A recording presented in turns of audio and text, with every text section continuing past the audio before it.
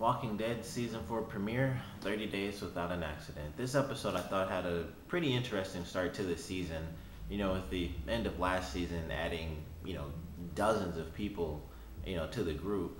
This season starts off a little bit after a couple of months, I'll say, at least a month, obviously, with the 30 Days Without an Accident, which has obviously been taken down to zero, unfortunately, and will obviously stay at zero considering how this episode ended, and based on the preview that we constantly see in the trailer.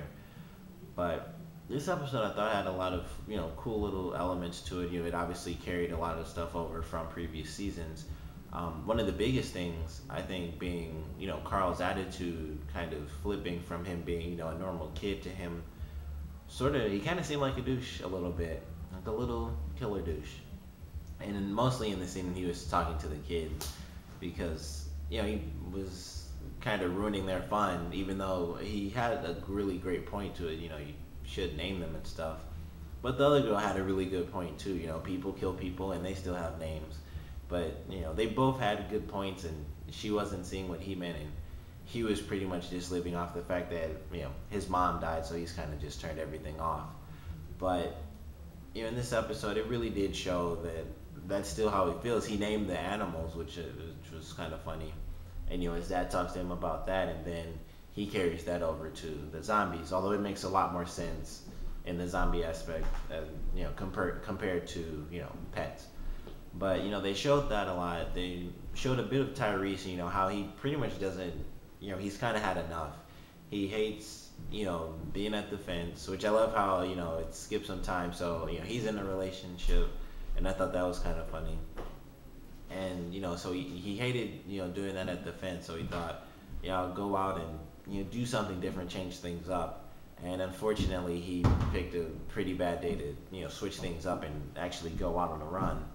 And so he found that he doesn't really like doing that either. But that'll obviously, it might not change, but he'll obviously work through it in his own way. So I'm excited to see that, because for anyone who reads the comics, Tyrese is a pretty big character, and I've only read like the compendium ones, so it's like chapters 1 through like 49, so I'm actually really far behind. But he's still a pretty important character, and it's cool that he's in it because he's such a big character in the comics. And they actually have one of the scenes, if you saw the preview, him going up against all the zombies with the hammer was straight from the comics, so that's kind of cool. Something else they gave us sort of a little, they sort of teased us with it, and that's Glenn and Maggie having a baby. I guess it, in the end, you find out she's not pregnant, and that is good. But once again, different sides of view or different points of view for this specific topic. And Maggie was thinking, she didn't want to have a baby, but they easily could have, and she wants to, at some point, because she doesn't want to be scared of living. And I actually really enjoyed that line when, after Glenn says, but being scared is what kept us alive, and she says, no, that's just what kept us breathing. And I thought that makes perfect sense. You can breathe and not be alive. Like people say, you have to, do exciting things to, live a full life. And, that's kind of what she's saying. Obviously not do exciting things, but have a baby to live a normal life, or as normal as it can get with zombies all over the place. But, they give that little tease, sort of a scare, I guess, at the same time. But that didn't happen, and I think that's gonna be something that continues throughout the series, or throughout this season, and probably the rest of the series, where they talk about possibly having children, or just doing other types of stuff that they normally wouldn't do anymore because of all the zombies. Something else that I thought was really interesting in this episode was Michonne. She kind of, apparently she just sort of leaves off and on. Obviously they, as they wrote the episode, they decided to do it when this is one of the moments where she came back. But in the dialogue, they obviously talk about how she leaves, and it's obviously for a long time, and she mentions going to Macon, which is like 70 miles away, I believe they said. So it's interesting, I don't know who she's looking for. It could be the governor. That was the first thing I thought, and I assume that would kind of have to be it. She's looking for the governor. But she goes out trying to find this guy, off on her own on the horse, and then she's gone for who knows how long, and then she comes back, and that's pretty much it. That's her mission now, it seems, because at the end of the episode, she decided, I don't care what Daryl said. I'm gonna go to Macon. I'm gonna see, what route do I take to get here. It doesn't matter how far. That's where I want to look. So if it's not the governor, it'll be interesting to see them talk about who it is that she's actually looking for. If she's, if it's someone that was with the group that kind of betrayed them, between seasons. I think that would actually be really cool if it was that, and she just kind of had a vendetta because she lost someone she might have gotten close to. Even if it wasn't like a relationship, just someone she might have liked. It could have been a kid or something like that. But whoever she's looking for, I'm sure they'll go into that throughout this season, and it could carry over if she kind of gets close to finding them but doesn't. But I'm fairly sure we'll at least learn who it is she's looking for and why. Some other things we got the new character, the doctor. I can't remember his name, of course, but something that I thought was interesting about him was the fact that he was a doctor. He used to be a medic in the army, and he's a guy who used to be an alcoholic. So they're in the mall, and I actually love how he kind of led into the whole disaster for the episode. But he's going through the mall and he comes across the giant rack of wine, and he's thinking about it, going back and forth, and he decides, no, I'm not gonna drink this wine because I'm an alcoholic. I don't need to basically get these people killed, because that's the only thing he'd really end up doing. So he puts it back on this super old shelf that's also had water leaking on it, so it makes it much weaker. And when it breaks, it's like, I thought it was gonna be fairly simple. It was gonna break, and people were gonna, they were gonna come, and there would be also some zombies that heard it who they just hadn't run past. But it breaks, and then the whole thing falls over because it's like right in the center, so the middle kind of breaks and it just falls on them. And I thought that was crazy. I was like, man, he got out of that really scot free, considering it's just like pounds of wine and just glass just falling right on him. But he landed fine in a sense. Obviously he was pinned, and then all the zombies hear the loud crashing, so they do come, but in this sense they aren't in the store, they're on top of it. And they all walk towards the helicopter that's kind of already messed up the building. And they're I guess it just all that time with it raining and days passing, winter and all that stuff, it wore down the wood and everything else. And so these zombies are walking towards it, and they just start falling through the roof of the mall, or the roof of the store. And they're just surrounded by zombies now, because they're just literally dropping out of the sky. It's just like raining zombies left and right. And they throw in I think it was like two little zombies where they just fell, and it was literally just to show something explode. Like the first one was screaming a little, and then it just went psh, and there's just blood everywhere. And then they did it a second time, but they got zombies falling around. Daryl actually uses a gun in this episode, which I can't really recall him ever doing. And of course it's a revolver, a little 6-shooter, like he's a cowboy or something. So he's shooting zombies, Michonne's chopping zombies, everybody else is shooting zombies, running for their life, trying to just survive really. And then eventually they help him, and then the girl who we find out is also in a relationship, her boyfriend ends up dying. And I enjoyed him for this episode, the little bit they did, where he's trying to guess what Daryl did before everything went crazy. And it was really funny that he thought a homicide detective. I thought that was just a really good scene, and it was just nice to have. Even though I guess I can't really say it was character development too much, because he just ended up being in the episode to die in the end, just to kind of develop her character more than anything. But it was just a really well-written moment. I thought, it was a little bit of comedy, and it does kind of suck because he seemed like he'd kind of be the funny character, and then, of course, he died. But it kind of just speaks to the show. Funny people don't get to live. But I really enjoyed it, and it did suck that he died in the end. But, how they played it, Daryl went to tell the girl, and she kind of just said, okay, no big deal. And it's not that it wasn't a big deal, but like she said, she doesn't cry anymore, and she just thought, I was glad I got to know him.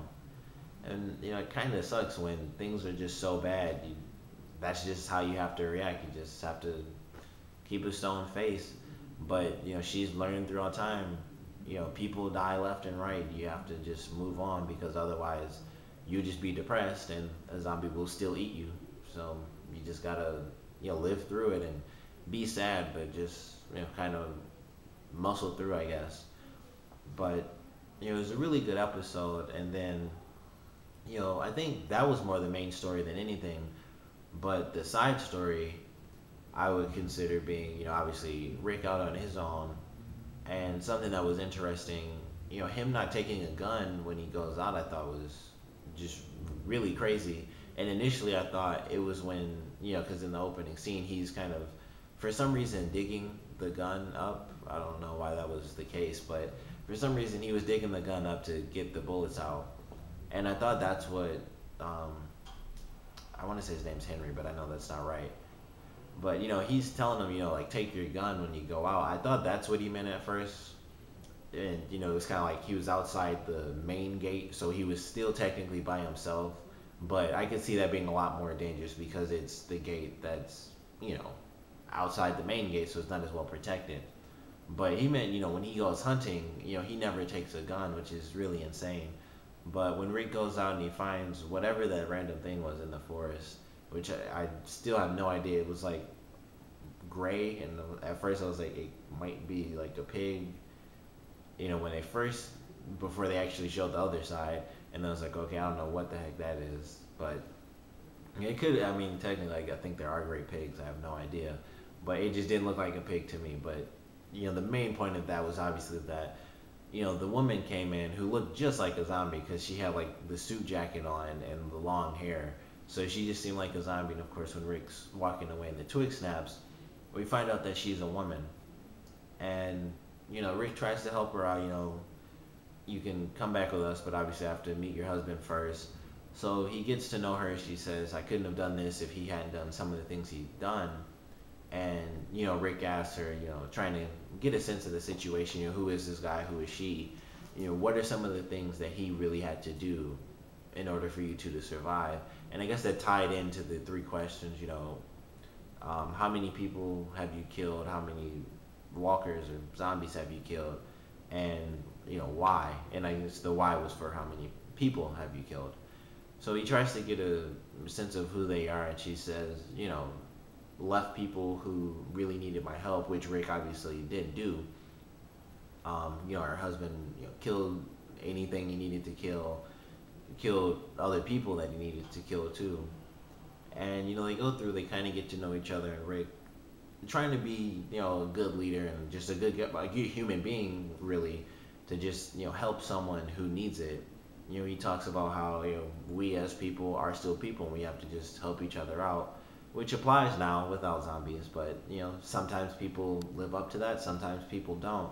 And in a post-apocalyptic zombie situation, it's a lot harder to live up to that, but some people do, and Rick is one of them. So he tries to help her out, and then he finds out, of course, that the woman basically just like chopped her husband's head off, and that's what she has now. And she tries to kill him because the zombie head basically needs flesh, because I guess she said like he was moving slower, or he was slowing down or something, which I thought was interesting. And that could come into play, although I kind of doubt it, because I feel like that would have come into play a long time ago. But at the same time, you can write a show however you want to. But she ends up killing herself, which I thought was crazy. But at the same time, people go crazy in those situations. It's just how it is. And Rick kind of has a moment where he couldn't help someone he wanted to help, which it just kind of repeats over and over. You lose people left and right, and then he finds this random woman by himself, really, and he gets to know her on a one-on-one basis, and then he has to just watch her kill herself because she doesn't want to be without her husband, who's already dead. And she doesn't even want to be shot in the head, because she wants her zombie corpse to be with his zombie head. And that was just how she felt, and Rick couldn't do anything about it to help her, because he knew obviously if he took her like back to the camp, she would have just killed herself there. And if she'd done it obviously at night, which of course I'll get to that, if she killed herself at night and she turned into a zombie, would have just killed everyone else, or even if people saw it and they killed, like bashed her head in or whatever, it would still just be a situation that nobody needed. And Rick couldn't solve that problem, so he had to watch her die. And something I thought was interesting was that he didn't actually do it, but it was sort of I guess in a sense it was him respecting her last wish. So he kind of just, he leaves her there to, be with her undead husband's head. And I thought it was interesting that they didn't show the head, because I don't know, like they show the bag move, like obviously the head's like breathing, I guess, in a sense, because zombies don't breathe, but they do, I don't know. So the bag, moves around, but they don't actually show the head. So I thought that was sort of interesting too. And then we get the end of this episode where we get yet another character who seemed like he kind of provides some comic relief just for him being like super nerdy. He ends up sick in this episode and he just dies. So I have no idea if we're gonna find out how he got sick, and of course it could just be he got a flu or something somehow. But at the same time, you think they'd mention something like that in the episode, like, hey, there's sort of a flu going around. We have to watch, who actually does die, because if they die, obviously we have to kill them off as soon as possible, because they'll just get up and start eating people. So hopefully we'll get to figure out how he got sick, because it was obviously just, it was really like super simple. He was fine at the beginning. He didn't seem sick when he was at like the story time. He kind of just said, he said, I'm not feeling well, so I guess he really wasn't. But at the time, it just seemed like he said it because he was kind of freaking out, thinking about what he'd have to do and how gross things would look. But he was obviously, sick from something, and it only took 24 hours to kill him, at least as far as we know, because I guess it's all we saw. But he could have obviously been sick for a while now, and it just kind of jumped, I guess. So hopefully we'll get to see what it was that made him so sick so fast. But that's obviously going to be what causes them to pretty much leave the prison, or at least start to talk about where they should go from the prison. Because once that happens, once he's walking pretty much in next week's episode and he bites someone, things are just going to go crazy, and it's going to be the preview that we see all the time, or that we got from the trailer before the season started. So I'm excited for next week's episode, because it's going to be pretty intense. And I'm just excited to see the new characters develop, mostly Tyrese and the doctor, and Tyrese's little sister, who I'm pretty sure that based on the line when she says she hasn't been in charge of him like since before she was born, or since she was born, that was it. And everything else should be pretty good too, because the show is well written, it's well acted, so pretty much everything else is going to be good. And we're just going to have to see how things play out, because there's the whole debate, which they've obviously, once again, to talk about the trailer, it's what they've given us leading up to the show, is that their problem in this season is figuring out where do we go. So obviously it's all going to lead to the whole radio message, them going to Sanctuary, which I'm really excited for. But for now, comment below, let me know what you thought of this season premiere. Favorite moments, least favorite moments. Are you sad that the two guys who died did die? Like, were you expecting them to be new characters too? Because honestly, I really thought they would be, because generally that show doesn't even let people talk if they aren't going to survive. But at the same time, it makes sense, because they have so many new people in. They could kind of just randomly throw in people. Obviously those people have been there for a long time, but they kind of die out. And the doctor, who's only been there for a week, he'll end up being a pretty main character. So I'm excited once again to see where he goes. But let me know what you thought of the episode. And like I said, the two guys who died, if you had to choose one, who would you want? Personally, I want the not nerdy guy, because he just seemed funnier. But at the same time, I just thought his interaction with Daryl was funnier than the other guy's interaction with Daryl. So comment below, let me know what you thought on everything Walking Dead, and thanks for watching.